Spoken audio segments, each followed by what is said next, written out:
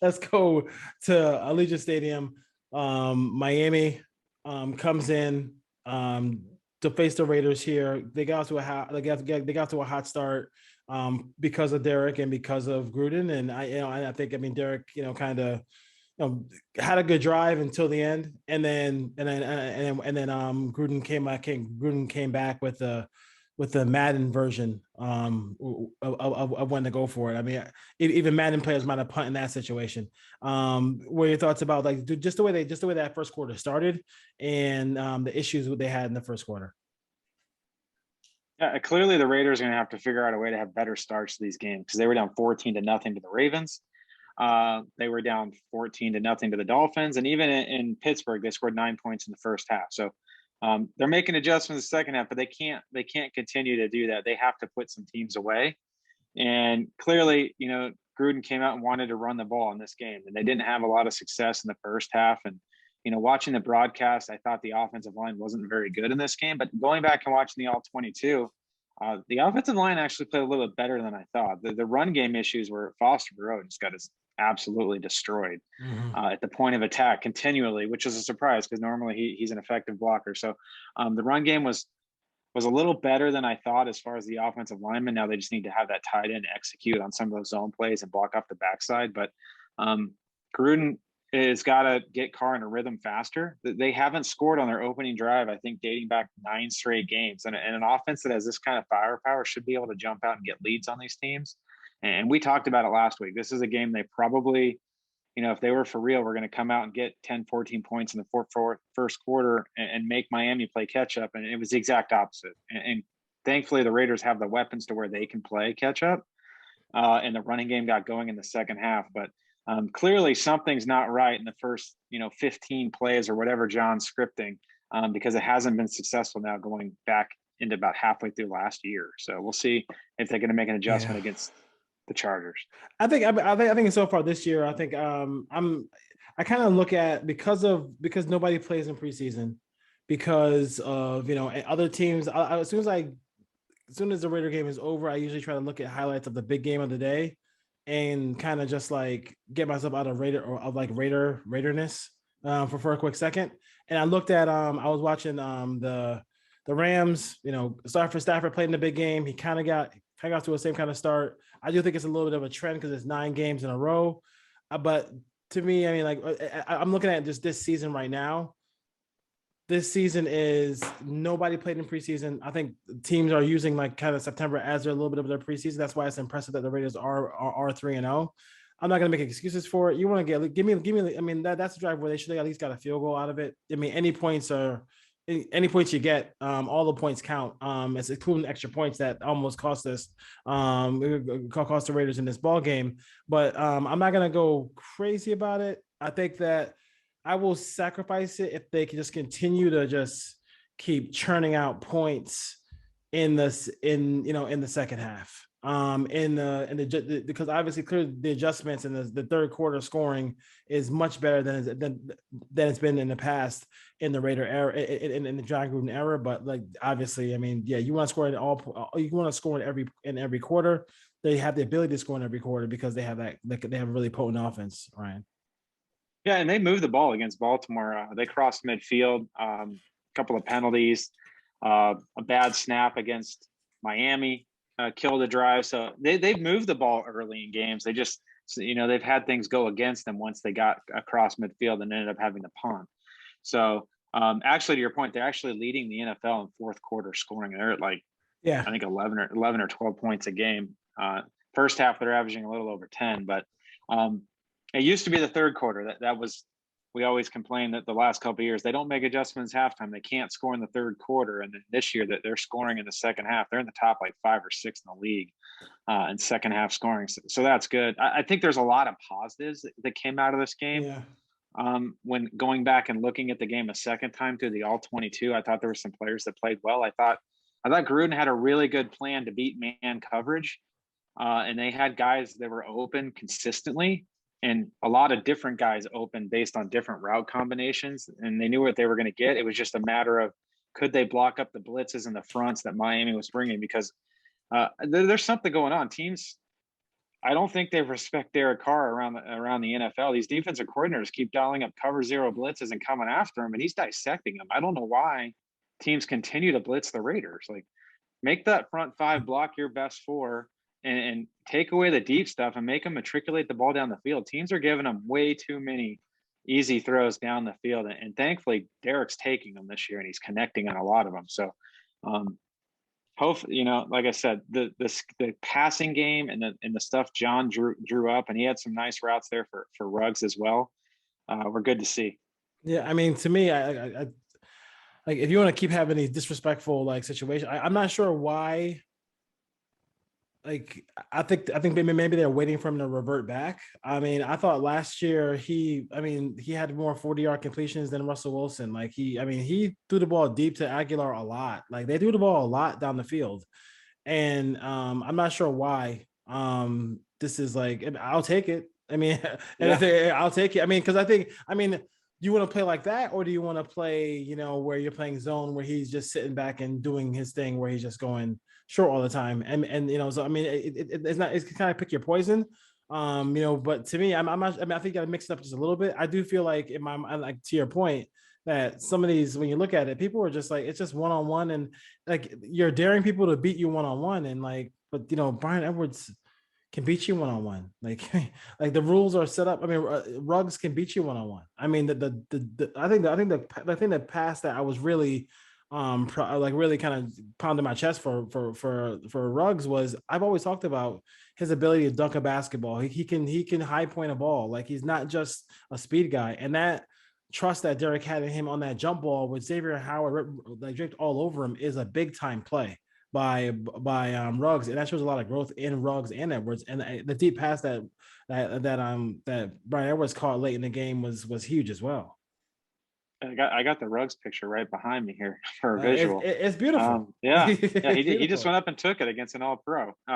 You know the story. I like the catches on the sideline too, the body control and getting his feet down, because that was a thing that he struggled with last year. But I think my favorite play of the game was in overtime when he hit Edwards on that, out of that bunch across the field, and he was bracketed. For some reason, Miami was in a cover one defense where they had a single high, and they actually bracketed Edwards. I think the linebacker messed up. I think he was supposed to bracket Waller out of the bunch, and I think when he turned around, he just ran with Edwards. I don't know why they were bracketing Edwards, but that was a great throw under pressure, off balance, and he put it right on the money, which basically led to winning the game. But Derek's being aggressive, and he's getting a lot of man coverage looks, and that's the one thing that Gruden's been able to do is dial up consistently these choice routes, these to get guys open, and then on the backside of those routes, he's got combinations where guys can beat coverage too. It almost looks like to me, watching the All-22, that when Derek breaks the huddle, he's got multiple plays,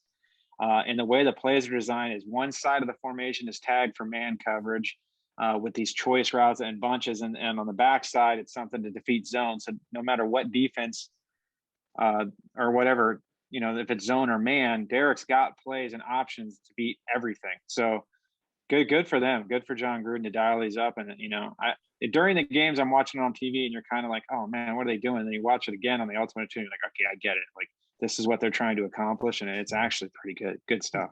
Yeah, and we have to watch it like as a fan first, and then come back and watch it as like as a calm down normal human being, because like, you're screaming and yelling at the TV half the time sometimes when certain plays come. What do you feel like? Is it do they have to teach like the flailing of the arms, or like the kind of histrionics or whatever, to get some of these holding calls because I had to. I almost choked on the food I was eating when I heard Ian Eagle talk about how the Dolphins were playing well on the offensive line. I mean, there were pass plays where they clearly, I mean, there's one where it's just a complete armbar right at the throat of Max Crosby, which probably led to, and it still was a bad play by Max getting that late hit, but his frustration of not being able to get to the quarterback was because of plays like that.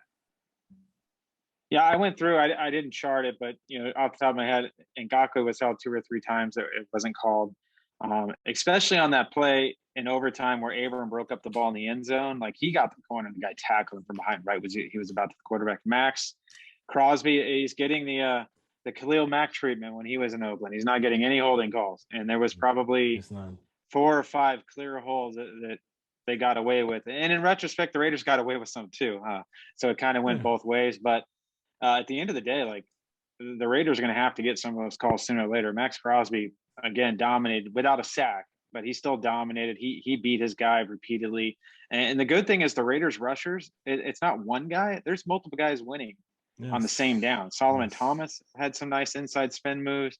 Quentin Jefferson got there. Phylon got there. Can we give props to like that? Because you mentioned those guys, but I didn't want to circle those guys because the second group with Nesbitt, Thomas, and Phylon are really, I mean, and Phylon's winning almost immediately, like on run plays, on pass plays. I mean, I want to give those guys a lot of props because that really helps out. And I think the thing about it is if Nesbitt has to play and be the guy for 14 weeks, maybe he can't do it.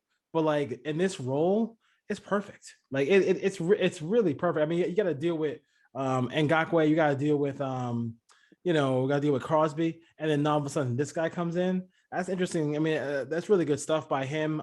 He's played well, and I think I've been very impressed with Phylon. I mean, we're seeing people be talked about and actually perform now, as opposed to the past with the Raiders and Gruden. Yeah, there's no Arden Keys in that room anymore. Almost sacks. But, no almost sacks. Even Farrell flashed a little bit. He got close a couple times in his limited playing time. But yeah, Nassib looks great. Looks like a totally different player than he was last year. He's actually holding up really well in run defense, and he's only playing 20 snaps a game.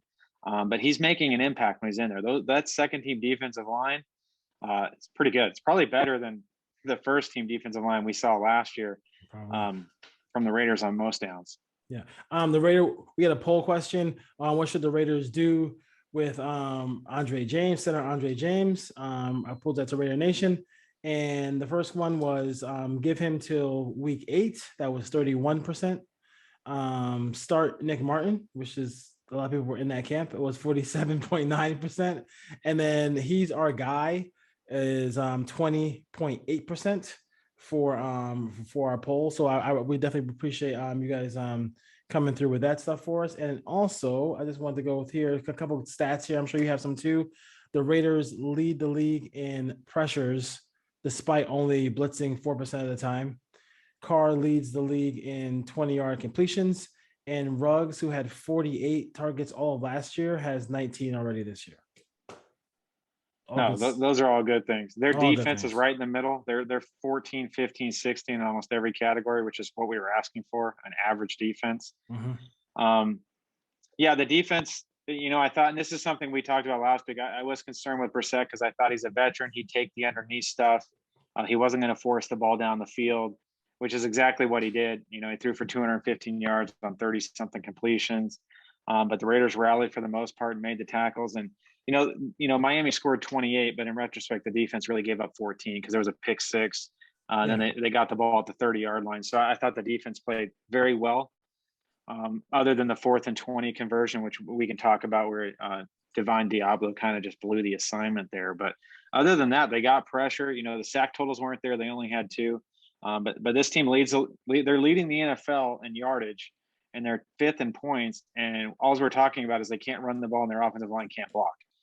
So they're doing something right. Like they can't go up. Like they're going to be able to maintain this. But I think this week they're going to have a chance to get that running game going because they're going to get a lot of fronts where the Chargers are going to want them to run the ball. But Gruden did stick to his guns, and props to Peyton Barber. He came out of nowhere. He's been around for about 3 weeks. The guy puts up 100 yards, but more than that, and I put some stuff on Twitter today. He had some really impressive blitz pickups where he knows the protections. He knows where he's supposed to go, what gap he's supposed to get. And thankfully, because Kenyon Drake, after being really good in pass pro in week 1, was really bad this week and then found the bench quickly in the second half. Yeah, pass pro is important to John as far as running backs go. You want to talk about balance here with the Raiders. Ruggs leads the Raiders, not Waller, in receiving yards with 237. Waller has 224. Edwards has 220, and Renfro has 204. So 4 receivers with over 200 yards. And I think the cool thing about that is the fact that, when everybody was going crazy about Waller in the first week, I do give Greg Olsen, was when he got interviewed in the press conference, he was one of the few people who said, "Hey, no, we have enough guys. We can spread the ball around." And the Raiders have done a good job of spreading the ball around. While Waller has the most receptions, but the most yards are by Henry Ruggs III. And this is something we talked about repeatedly in the offseason. I haven't heard anyone bring up Nelson Aguilar in 2 weeks, and I haven't heard the name John Brown since cutdown day. Clearly, they didn't Who is need still those not two signed? guys. Who's still not signed? Yeah, so and we talked about it. Like they were going to have to rely on Ruggs to fill that role, and he's done more than. I mean, he's exceeded expectations for the first 3 weeks, in my opinion, based on some of the changes he's made and the advancements he's had in his game. And clearly, Brian Edwards has stepped up. Brian Edwards, he leads the NFL in fourth quarter and overtime yards. They might want to start trying to go to him in the first half of these games because he's winning. And he's a big physical X receiver that can really open this up. But I really think that we're going to start to see John hone in and get this running game going, because there were some positive signs in this game against Miami running the football. Yeah, definitely did a really good job as far as running the football in this ball game. Do you feel like this was? I mean, obviously, John watches a lot of film, like more than anybody in the world. Probably. Like, do you think the not having Jacobs is really it really screwed up his plan for Drake? Because it seems like he's kind of maybe forcing to play Drake in situations that he didn't want to play him in. He can't go. He talked about him being in whiteout, all this other stuff like that. What are your thoughts about that situation there, as far as John and his role for Drake? I think Drake has a role in this team, good pass catching back, but doesn't it sound like a pass catching back who can pass block is coming back soon? So how does that fit with him? The biggest problem has been the pass protection the last 2 weeks from Kenyon Drake, and he got kind of blown up on a couple of plays.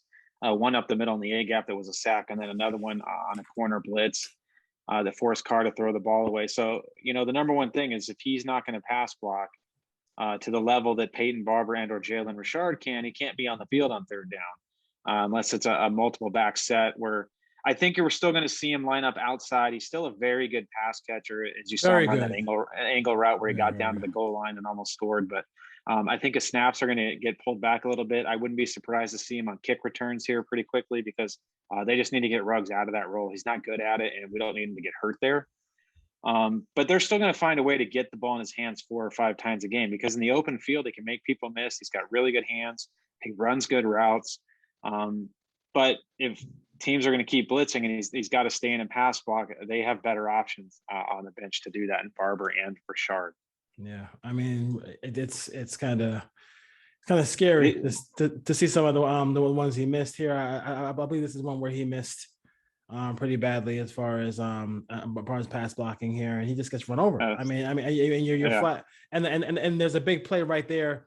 Carr was still able to complete it, but I mean, if you can stand in there and make that play, I mean, that's an easier throw for the quarterback, and you don't have to worry about him getting hurt or anything like that as well. I think John's really concerned about making sure the quarterback doesn't get hurt. I mean, because he wants to make sure this team is ready to go as far as that goes. Let's check through our notes here. Let's go O-line. We talked about O-line a little bit. They got watching on film, they look better. They look better.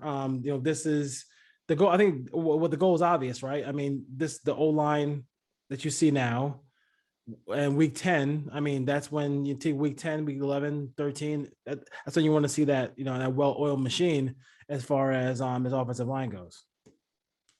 Yeah, I think the biggest key here so far has been Illuminor, the guy that they got that was in New England last year that stepped in and played right guard. And he's kind of gives me some Denzel Good vibes. Like, he's a guy that came in, Yeah.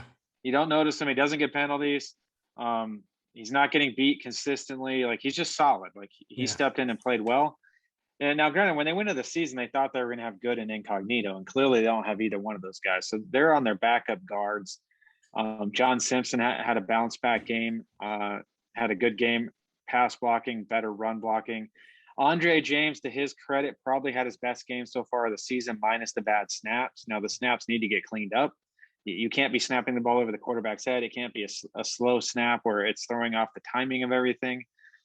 He's got to clean that up. But the run blocking, I thought, because they ran a lot more zone in this game, was good, and he was able to get to the second level. Now, when Miami, this has been the issue. This is exactly what Baltimore and Pittsburgh, when they went zero technique and put a defensive tackle right on top of him, he doesn't have nearly as much success as he does when he's uncovered and he can double and get to the second level. So more teams are going to keep doing that. But to do that, a lot of teams are running bare fronts where, they have 2-3 techniques and a zero technique where they're covering up the guards and the center. Not every team's going to be willing to do that. The Chargers surely won't do that. I'd be shocked if I see the Chargers put a zero technique in, because they're going to play 6 in the box most of the game. They're not going to do that. But against some of these bigger, more physical defensive lines, that's going to happen. But he's getting a little bit better. It's not atrocious anymore. It's now like fringy, I call it. My biggest concern now is Leatherwood. I think it's another week where he basically got beat around the corner consistently. It's a technique issue, in my opinion, where he's late with his hands. Like he's really athletic. He's really strong. I know he went from the left side to the right side. There is a transition there, but it's just his hands. He carries his hands low, and he's late striking with his outside hand. And these guys that have these cross chop moves just knock it down, and it's a free pass around the corner, where hopefully he can push him wide and get around there. But he really struggled with Emmanuel Ogbah, who is not exactly a household name as a pass rusher. And now we're staring at Joey Bosa, Khalil Mack, Von Miller, the next 3 guys on the schedule. So the Raiders are going to have to figure out how to chip with running backs. They're going to have to keep Foster Moreau in. They're going to have to help him, because if you leave him one-on-one right now with any of those 3 guys, they can wreck the game. And I think also too is, like, I think what John's trying to do, and with early in the ball game, is whether it's a short pass to Renfro or Drake, run the ball with Barber, try to keep him in less predictable situations on 3rd down, on 4th down, to make sure that, hey, like if I'm gonna, that way I don't have to, it's a little bit more unpredictable, so that pass rusher just can't just come right over it. When it's 3rd and 10, those 3 names you mentioned, they're gonna say, why am I gonna battle Colton Miller? Like, why until Leatherwood shows me that he can be like Colton Miller, then I'm just gonna just keep sitting right over sitting right across from you until you prove it, until you actually prove that you can do it. So should be interesting to see what happens as far as that goes. I had a couple of notes here on like special team stuff. I do appreciate what Zay Jones is doing, and I think your prediction almost came true, because on the all 22 there, if the offensive line just held us a little bit longer, Derek could have easily got a couple of deep ones to Zay Jones. People are kind of ignoring him because they've been looking at him as maybe the pass blocking wide receiver, but he's gonna get some. He's gonna have a game where he does have 100 something yards because somebody a team left him open a couple of times. I do like that. I do feel like he held his composure as well on downing that football that led to the safety. Because I don't know what Byron Jones was doing, but he if you look at it, you could make an argument he threw a punch in that situation, but I don't know why he was going nuts on that play. Miami is a talented defensive team, but they really play on the edge, and they talk about don't have taunt. I mean, there were plays where it definitely could have been called for taunting and stuff like that. I'm not looking for cheap plays like that, but I'm just saying, like, they could have done that, and they were very chippy in this game. I think people are looking to kind of push the Raiders around, and when they realize they can't, they don't know how to handle it, because my Miami didn't really handle it well in this game. As far as game management goes, the thing that bothered me the most is the defense did all they could, and when they stopped them, this is like the second time this year. I usually they go, you don't see it very often, but they stopped them on 4th down with, I think it was the 4 minute and 30-second mark in the 4th quarter. At that point, John the defense can't take the field again. Like, what I mean? You gotta you're the play caller. You want the ball in your hands as a play caller. You gotta finish it out. Just end it and just be done. I don't know what your thoughts about that, but I thought even with all the drama of that game, that's the moment that makes me the most upset, is that John, unlike in Pittsburgh where we threw that fade to Waller and ended the game, I thought they could have ended the game right there. Yeah, normally they do when they have Josh Jacobs and they can run the football and they can shorten the game there. John got conservative. Those last two drives in the fourth quarter, up 11. It's run. It's a 3-man route with a swing pass. Then it's a short crossing route. I thought the Dolphins got away with a hold against Brian Edwards that didn't get called. And the next time it's 2 runs and a sack. And I really think after when I first watched that sack before that punt after that turnover on downs there, Mhm. I thought it was a miscommunication with the offensive line where a guy came free. I really think Kenyon Drake was supposed to pick that guy up, the running back or the safety coming through the A gap, and I think he just went out in the flat for a pass because you saw Derek was upset, and Yeah. it clearly wasn't the lineman. Without knowing for sure, I think Kenyon Drake just didn't know what to do and actually ran a route when he was supposed to stay in and protect. That led to that. The Zay Jones point, they did get him on that whip return on third down where he got some nice yardage. That's the same play they ran at home 2 years ago against Cincinnati to win the game late in the fourth quarter. So John went deep into the playbook to find that. He was wide open on a similar concept that he won the game against Baltimore. I put it on Twitter. It was a choice route to Renfro against cover 0, basically. But I can't get mad at Carr there because the read is the choice route. He's the number one primary, and they didn't cover him. So he got the ball where he was supposed to, but Zay Jones was wide open. And then there was another play in the red zone where Zay Jones he was lined up basically as a H-back. He was lined up as a tight end at the end of the line of scrimmage. They ran leak where they tried to slow play it and bring him across the field. Mhm. He was covered, but they clearly designed a play to get him the ball in the red zone. So they're slowly trying to incorporate him. I'm really impressed with him as a gunner. The gunner is a He's position done that a we've talked great about. job in He's the done a great special job. teams. Special teams, yeah. Him and Willie Snead are both playing on kick return too. So we Yeah. always talked about those guys weren't playing on special teams, but Zay Jones is doing whatever the team is asking him to do. And he's contributing. So clearly they were right when they kept him over John Brown. But, John has to get out of this conservative nature. He has an offense that can move the You ball. got the weapon, son. You only need 2 first downs. Yeah. Go for it. Like, Go for it. Yeah. Don't wait till 3rd and 9 or 3rd and 10 and you're getting pressure. Like, When you want I'd like to see. Yeah. Go ahead. I'm watching the Mariners game right now. They just gave up a home run to tie it in the 7th. Yeah. I lost my train of thought, but yeah, John's got to go for the throat there, and you can't wait till 3rd and 10. They need to start running a little bit more play action, but I don't know if John really likes play action. I think he likes these bunch formations where he can get these releases and motions and shifts and get guys open. So I don't think we'll he see. likes. I don't think he likes bunt. I mean, I don't think he likes that, and I don't think he likes running back screens either. They don't even run them. They I don't don't even remember the run last time they them. ran a screen. They don't run them. They'd be saved for the playoffs. No, definitely. Yeah, as far as that'd be kind of fun to see if that happens as well. So I'm looking at the linebacking core. I think they're playing pretty well. Denzel Perryman is just smashing fools over and playing sound and playing. He is showing. I think what you're seeing from Abram and we're seeing from him is you can tackle and not get penalized. They're tackling cleanly. They're hitting people pretty cleanly. I mean, Abram is always going to be on a little bit of an edge, but like maybe because he's shorter in stature, but like he's been great as far as that goes. I mean, how many snaps? I mean, going to the snap count real quick.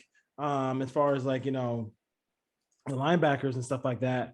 For the most part, I'm looking at like he had 90, he had 92% of the snaps. Littleton had 73% of the snaps. Like these running backs who try to come out of the backfield against Littleton, I almost laugh. Like it's kind of funny. Like I mean, obviously this week will be a great test because Austin Eckler is so good. But I mean, some of these other running backs, it's just like, okay, dude, don't waste your time. Just don't waste your time trying to. You might as well go 5 wide. What's the point? What's the point? Because you're not going to run away from. I mean, wide receivers can't run away from Corey Littleton, as far as that goes. And a guy like KJ Wright only played 9 snaps. I mean, 11%. As far as that goes, Tyree Gillespie had a really nice, on the goal line, had a good tackle on the goal line, and you're seeing Divine Diablo get some burn as well. Now, this is interesting. Perryman played in the dime, so he was the dime backer this week, where you would think it would be Littleton because he can run, but clearly Perryman knows this defense. He's played within the scheme. He doesn't miss a ton of tackles. And when he gets there, he arrives with intent, which is something we haven't said about a Raiders linebacker since the short stay of Vontaze Burfict, I would think. So it goes back a long time since the Raiders had a middle linebacker that could basically come in and lay the hammer. And watching him and Abram combine on some tackles is pretty fun. I want to talk about Diablo. So Diablo played in the dime package. He had 22 snaps. Basically played the position that Levitt was playing, but they had him playing deeper. So he was in two. They showed him a lot in too high, where it looks like they were going to play cover two or maybe quarters, cover four. And then they drop him down as kind of a rat player. So they drop him down as a robber in the middle of the field. They lined him up on the edge and blitzed him 3 times. Where they dropped him down. So they had a couple of different things going with him. At one point, they played cover one cross with him, where him and Nate Hobbs. Nate Hobbs was lined up against the number 2 receiver who ran across the field, and they switched it immediately, which is, you need 2 rookies that haven't played a lot. It was good to see that communication. So he had a lot of good coverage snaps until the 4th and 20, where it was the same defense. He had the tight end coming across the field. I have no idea why he let him get outside of him. And then I have no idea what John Abram was doing on that play, because there was no one threatening that side of the field in the flat or even in the curl. So he should have got depth. If Jacoby Brissett wants to cross the line of scrimmage and run for 20 yards with 2 defenders standing at the sticks 20 yards away, let him do it. So other than that, mind lapse, I thought, and it's interesting. I mean, Diablo, clearly they tried to show him as a linebacker against San Francisco. In this game, he basically played safety and a couple of plays. He was almost treated like a will linebacker. He was running vertical with number 3, the 3 receiver across the field. But we never heard about him playing any safety in training camp or from a single beat reporter or anything. I would imagine he's been doing it in training camp and close practice. They didn't just show up this week and say, we're going to have you play 22 snaps in the dime as a safety. And he was playing, deep. He was playing up. He was blitzing. He was doing a lot of different things for a guy that hasn't played an actual down of football in the NFL. So I thought that was interesting. Clearly, he's a better athlete, better range, better size than Down. He can move. I don't know how you put Down 11 back in the lineup after we just saw what Diablo did for the most part in this game. But it's interesting because he actually flipped responsibilities a couple of times with Abram, where Abram would go back and play in the 2 high, and they would bring Diablo down. So he, like I said, they were moving him all over the field. Gillespie got in on the goal line, and then I don't know if you noticed in overtime when Miami was going down the field, Morrig left the field for a couple of plays. Gillespie came in and played free safety for a couple snaps and made a tackle out wide towards the sideline. So he got a couple of defensive reps in coverage. So it was impressive. They're playing everybody. Like Nick Kwiatkowski's getting in. They're rotating the line. Damon Arnett's in on the first 3rd down of the game. Mullins off the field. Like, they're rotating these corners.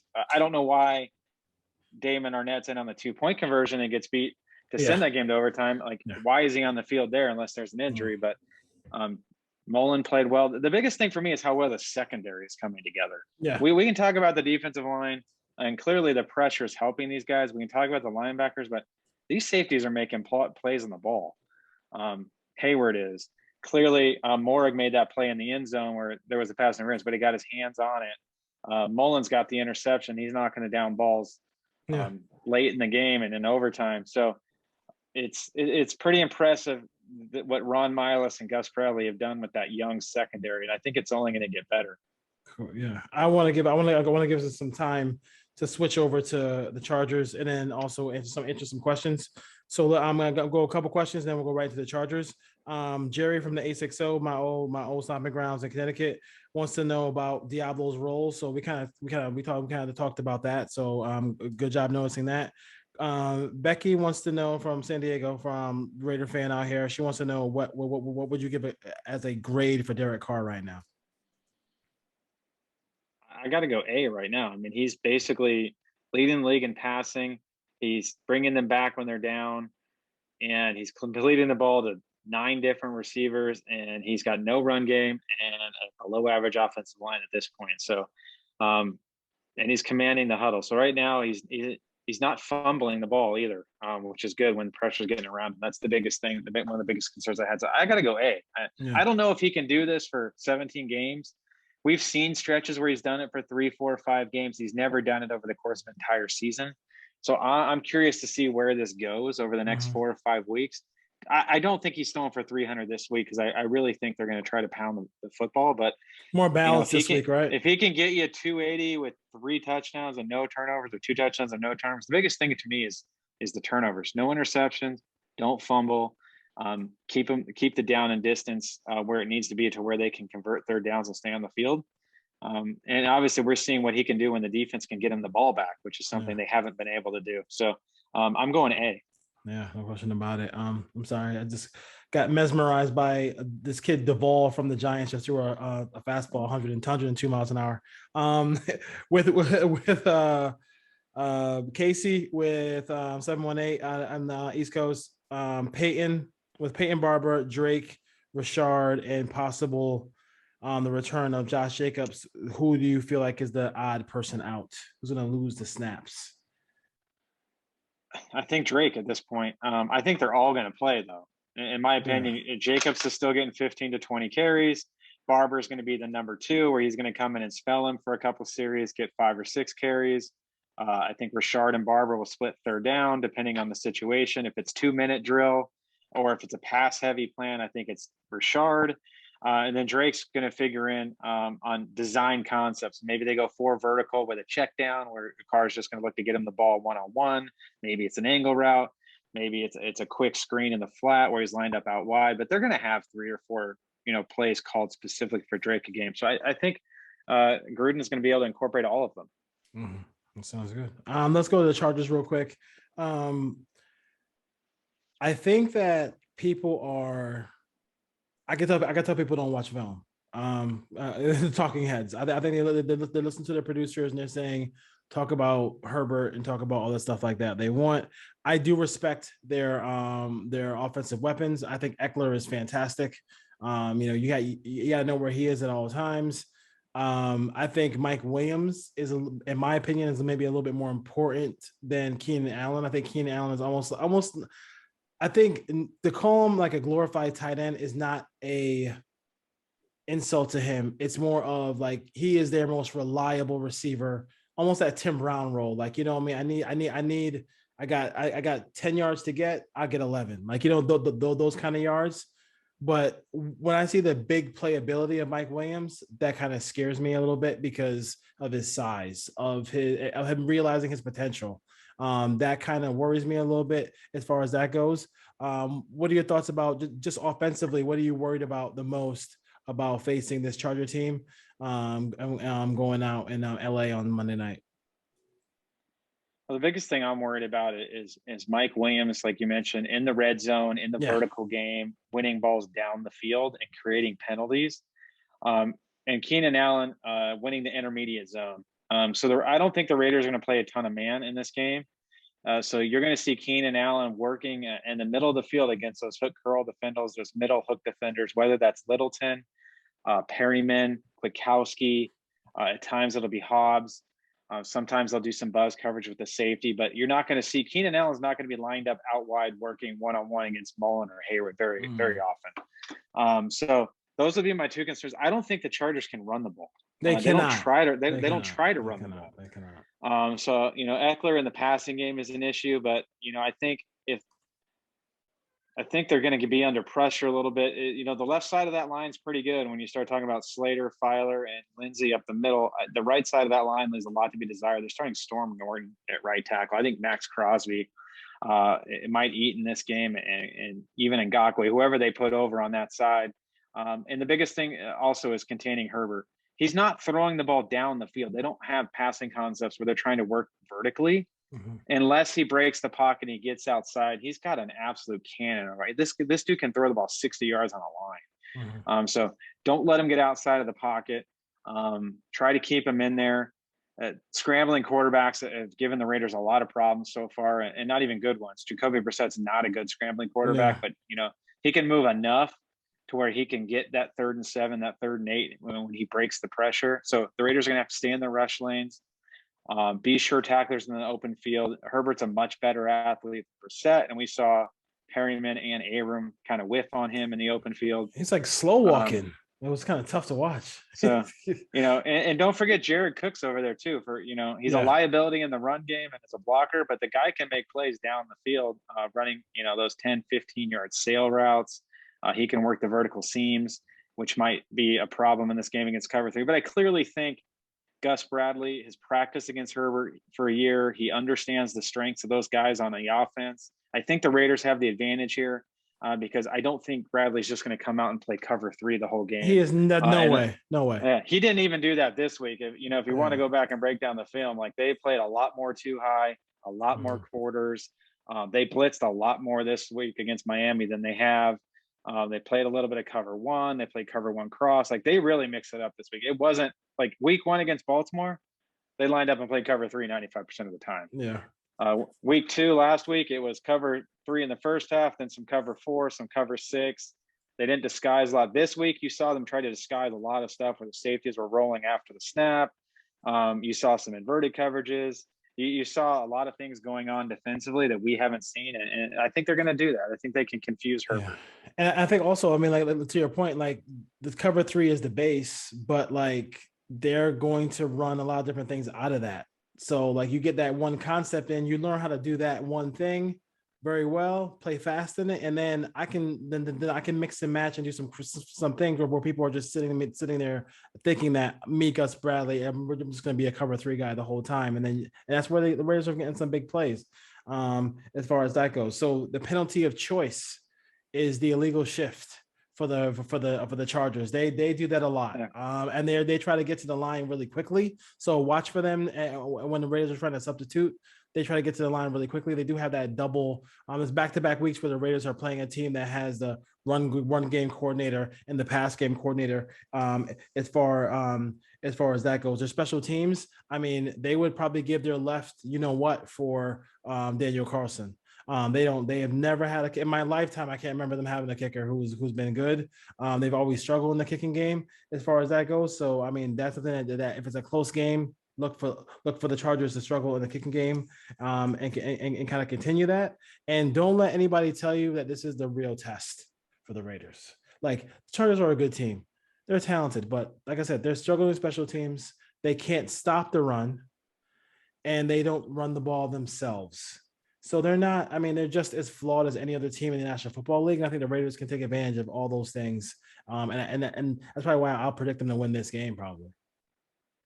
It was funny. I was watching ESPN today, and they did a segment on this game because they're obviously showing it on Monday night. And all they talked about was the Raiders was close games. They have to call these wins out. And granted, they went to overtime twice. So I'll give them credit for that. I wouldn't say that the Pittsburgh game was close. They had that game basically in the third quarter, won. Then they get to the Chargers, and they didn't mention close games one time. They beat the Washington football team by 4, and they were in a tie game with 30 seconds left in the game last week. It's interesting how the media plays that, but I agree with you. The test is still an Arrowhead, and it's still the Kansas City Chiefs. I don't think the barometer here is the Los Angeles Chargers. I almost said San Diego, but this is still a team that can beat the Raiders. They have a ton of offensive firepower. If Herbert gets into a rhythm, defensively, they can give the Raiders problems in the passing game just by the style of defense that Brandon Staley runs over there, which is why I really think they're just going to line up and pound the rock this week. If the Raiders are ever going to get the running game going, it's this week against the Chargers, because they're going to see fronts where they're going to want to run it. Yeah. So we have some interaction on YouTube. So I want to give Kenneth Bryant makes a comment.